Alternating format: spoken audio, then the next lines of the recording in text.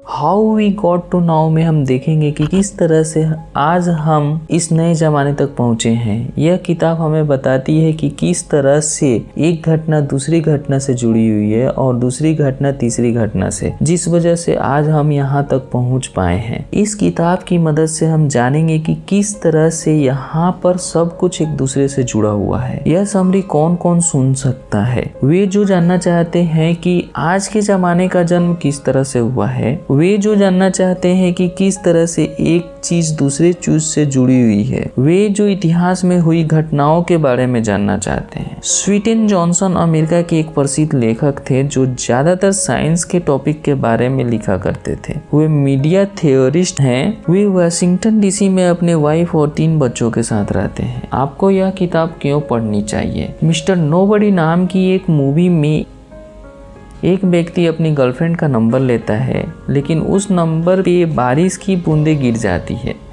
यह बूंदें दूसरे देश में बैठे इंसान के बर्तन से भाप बनकर हवा में गई थी जो उसके फ़ोन नंबर पे गिरी। वो व्यक्ति एक जीन्स की फैक्ट्री में काम कर रहा था और उस दिन उसका काम पर जाने का मन नहीं था, इसलिए वह घर बैठकर अंडे उबाल रहा था। उससे निकला हुआ भाप बादल बना और उसके नंबर पे जा गिरा, जिससे वह व्यक्ति अपनी गर्लफ्रेंड को कॉल नहीं कर पाया और उसकी गर्लफ्रेंड को लगा कि वो उससे बात ही नहीं करना चाहता, भी मिल जाया करता था। इस तरह से कीड़े और फूल एक दूसरे पर निर्भर रहने लगे। इस वजह से हार्मिंग बर्ड का पंख विकसित हुआ था। हार्मिंग बर्ड नाम का पंछी भी फूलों की तरफ आकर्षित होता था, लेकिन उन फूलों के रस को पीने के लिए उसे मधुमक्खियों की तरह हवा में उड़ते रहने की जरूरत थी। शुरुआत में वो ऐसा नहीं कर पाते थे, लेकिन समय के साथ उनके पंख विकसित हुए और वो कुछ इस तरह से बन गए जिसे मधुमक्खियों की तरह हवा में उड़ते हुए फूलों का रस पी सकते थे। तो इस तरह से फूलों से कीड़ों का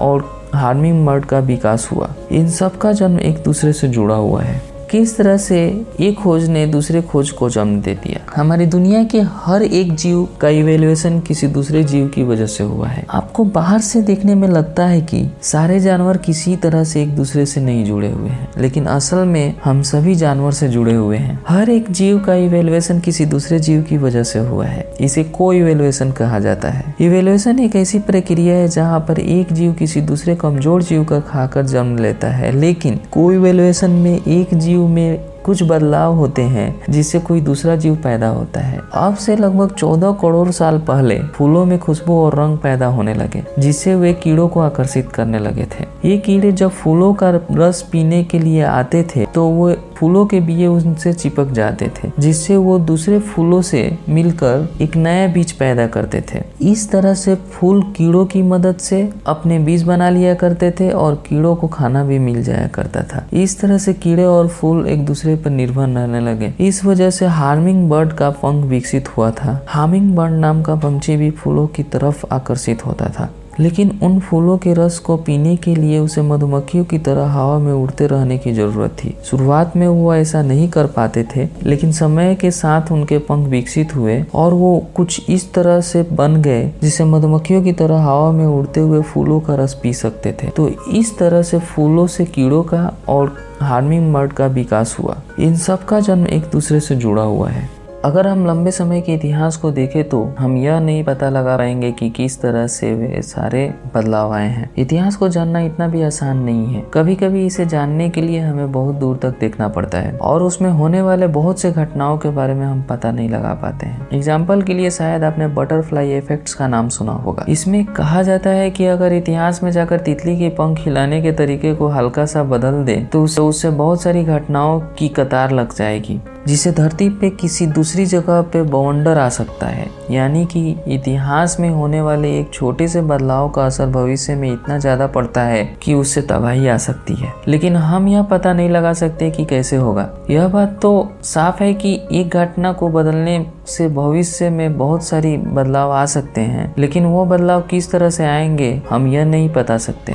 इसे लॉन्ग जूम व्यू कहा जाता है, लेकिन कुछ बातों का पता हम लगा सकते हैं। एक छोटे से बदलाव के क्या नतीजे हो सकते हैं यह हम पता लगा सकते हैं। एग्जाम्पल के लिए गूगल को ले लीजिए। जब गूगल ने अपना सर्च इंजन निकाला तो बहुत से लोग उसे इस्तेमाल करने लगे। ज़्यादा लोगों के होने की वजह से गूगल ने अपने बिजनेस मॉडल में बदलाव किया और दूसरी कंपनियों के ऐड उन लोगों को दिखाने शुरू किए। यहाँ पर गूगल ने अपने बिजनेस मॉडल में एक छोटा सा बदलाव किया, लेकिन इसका असर दुनिया भर की ऐड एजेंसी पर देखने को मिला। उनका प्रॉफिट कम होने लगा, साथ ही कंपनियों के काम करने के तरीकों में बदलाव आने लगे। लोग अपनी कंपनी के लिए वेबसाइट बनाने लगे, इसके लिए नई नौकरियां बनने लगी। उन नौकरियों की जानकारी देने के लिए नए स्कूल और कॉलेज बनने लगे। इस तरह से गूगल के किए गए एक छोटे से बदलाव से पूरी दुनिया पर असर पड़ा। इस केस में हम यह दिखा सकते हैं कि इतने बड़े बदलाव किस छोटे से काम से जुड़े हैं, लेकिन ज्यादातर हालातों में यह पता कर पाना मुश्किल होता है कि अगर आप आज घर पर खाना न खाकर बाहर का खाना खा लेंगे तो उससे किस तरह से आने वाले वक्त में दुनिया बदल जाएगी।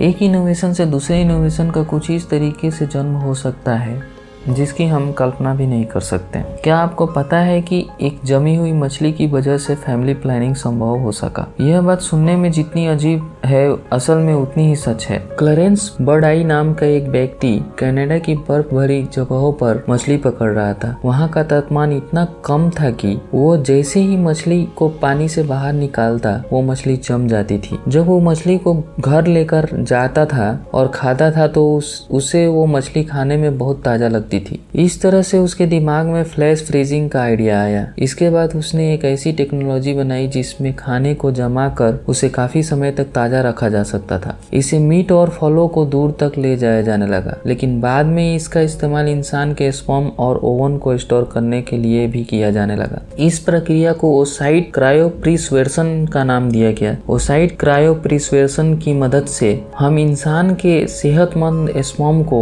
सेहतमंद ओवन को स्टोर कर पाते थे, जिससे उन लोगों को भी बच्चे पैदा करने की सुविधा मिलती थी जो होमोसेक्सुअल हैं या फिर एक सिंगल पेरेंट हैं। स्पर्म और एग वैक्स का जन्म कुछ इसी तरह से हुआ था। तो अगर क्लरेंस ने उस दिन उस मछली को देखकर फ्लैश फ्रीज की टेक्नोलॉजी न बनाई होती तो आज फैमिली प्लानिंग कुछ इस तरह से नहीं हो पाती। इस तरह से एक इनोवेशन दूसरे इनोवेशन से कुछ इस तरह से जुड़ा हुआ होता है कि हम उसका पता भी नहीं लगा सकते। कुछ छोटी छोटी चीजों से समाज में बहुत भारी बदलाव आ सकता है। शायद अब आप यह सोच रहे होंगे कि क्या बिना जमी हुई मछली के भी हम स्पर्म और एग्स को स्टोर करने की तकनीक को खोज सकते थे? इसका जवाब है कि कुछ चीजों की खोज से कुछ दूसरी चीजें पनपती है, लेकिन उनके बीच में कोई सीधा संबंध नहीं होता। लेकिन इसका मतलब यह नहीं है कि उसके बीच में संबंध नहीं होता। हम 14वीं और 17वीं शताब्दी के समय को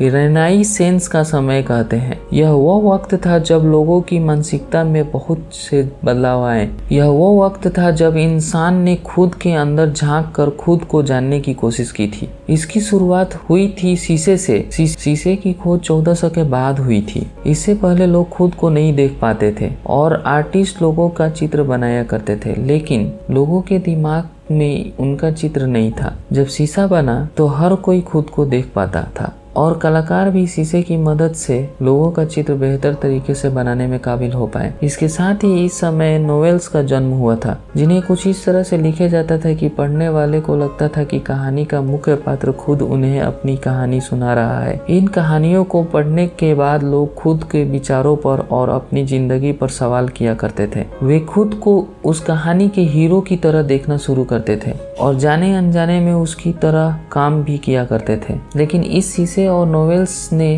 हमारे समाज को कुछ इस तरह से बदला।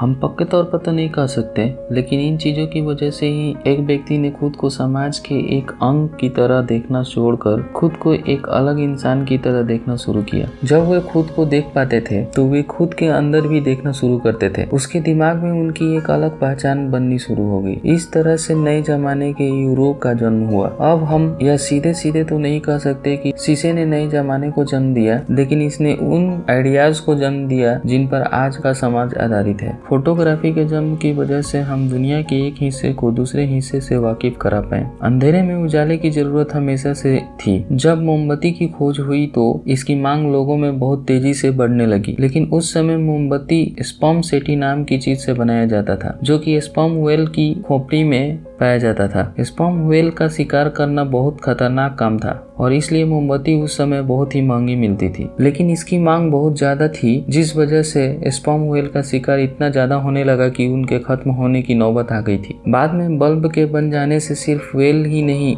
बचे बल्कि लोगों में लिटरेसी रेट्स भी बढ़ गए, क्योंकि वे अब ज्यादा पढ़ पा रहे थे। इसके बाद जब हम रोशनी को बनाना सीख गए तो इससे समाज सुधार के बहुत से काम होने लगे। चार्ल्स स्मिथ नाम के एक एस्ट्रोनॉमर और इनोवेटर ने 1800 की सदी में गीजा के पिरामिड पर फोटोग्राफी का इस्तेमाल किया था। राजा के अंधेरे कमरे की फोटो लेने के लिए उन्होंने मैग्नीशियम और बारूद का इस्तेमाल किया था और कमरे में रोशनी की थी। इसका नाम फ्लैश फोटोग्राफी रखा गया था। इसके बाद जैकब रीस नाम के एक पत्रकार ने फ्लैश फोटोग्राफी के बारे में जाना और उसने न्यूयॉर्क के 5 पॉइंट्स नेबरहुड में रहने वाले लोगों की बद से बदतर हालात की फोटो खींचकर दुनिया के सामने लाने का काम किया। उसने पहले ही यहाँ के बारे में बहुत ही बातें लिखी थी, लेकिन यहाँ की अंधेरी गलियों की फोटो खींच पाना उसके लिए संभव नहीं था। फ्लैश फोटोग्राफी के जरिए वह संभव हो सका। जब यह फोटो लोगों तक पहुंची तो वे सरकार के ऊपर भड़क गए। इसके 2 साल के बाद New York state tenement house act को पास किया गया था, जिससे वहाँ के गरीब लोगों की बुरी हालात में सुधार आया। इस तरह से एक फ्लैश फोटोग्राफी की खोज की वजह से समाज सुधार का काम संभव हो सका था। कभी कभी नेक इरादे से की गई खोज का नतीजा बहुत बुरा होता है। पहले सबक में हमने देखा कि किस तरह से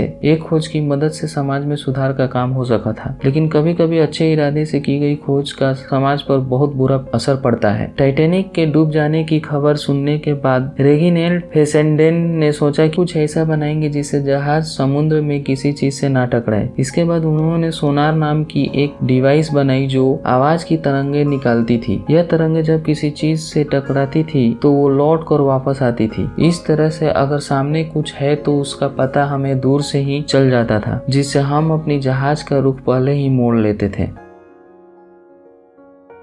इसके अलावा इसका इस्तेमाल समुद्र की गहराइयों को मापने के लिए और समुद्र में डूबी हुई चीज़ों की खोज करने के लिए भी किया जाता था, लेकिन बाद में ही इसका बहुत खतरनाक असर पड़ा। सोनार में जिस तकनीक का इस्तेमाल हुआ था उसी का इस्तेमाल अल्ट्रासाउंड को बनाने के लिए किया जाने लगा। इसकी मदद से हम पेट में पल रहे बच्चे का जेंडर पता कर सकते हैं। उसके पैदा होने से पहले बता सकते हैं कि वो लड़का है या लड़की।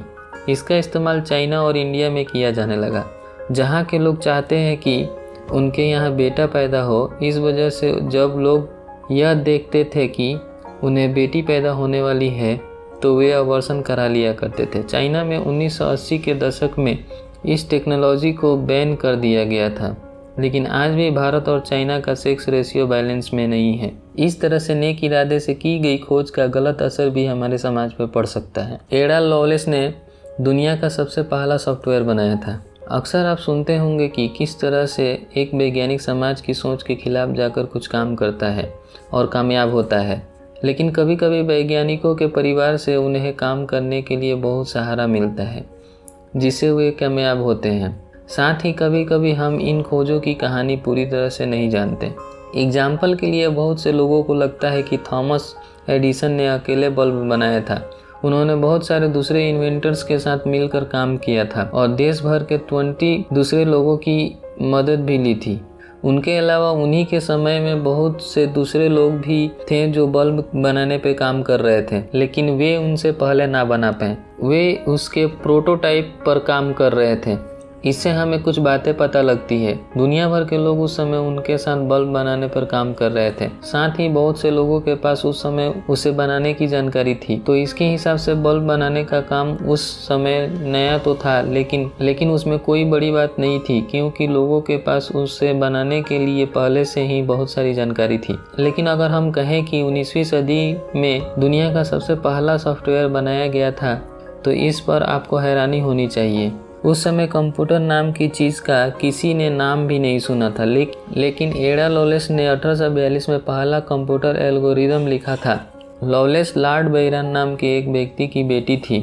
लॉर्ड बायरन एक बहुत ही क्रिएटिव व्यक्ति थे जो कि आगे चलकर पागल हो गए थे। एडा की माँ ने कहा कि वे मैथ की पढ़ाई करें ताकि वे अपने पिता की तरह पागल ना हो। इसके बाद लॉवलेस ने चार्ल्स बेबेज की मदद की जिससे वे पहला कंप्यूटर बना पाए। चार्ल्स बेबेज को फादर ऑफ कंप्यूटर कहा जाता है। उनके इस प्रोजेक्ट के साथ ही दुनिया का सबसे पहला सॉफ्टवेयर पब्लिश हुआ था। यहाँ पर लवलेस के पिता आर्ट्स में दिलचस्पी रखते थे और बहुत ज़्यादा सोचने की वजह से वे पागल हो गए, इसलिए उनकी माँ हमेशा मैथ पर ध्यान देने के लिए कहा। उनके परिवार की माहौल की वजह से ही वे इस तरह की जानकारी को सबके सामने लेकर आ पाई।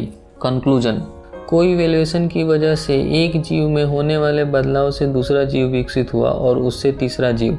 इस तरह से छोटे छोटे बदलाव भविष्य में बहुत बड़े बदलाव लेकर आते हैं। साथ ही एक इनोवेशन से दूसरा इनोवेशन पनपता है। कभी कभी यह डायरेक्ट नहीं होता, लेकिन इसका असर कहीं ना कहीं हमें देखने को ज़रूर मिलता है। इस तरह से यहाँ पर सब कुछ एक दूसरे से जुड़ा हुआ है। तो दोस्तों, आपको आज का हमारा समरी कैसा लगा और इस बुक समरी से आपको क्या सीखने को मिला, प्लीज़ कमेंट पे बताएं।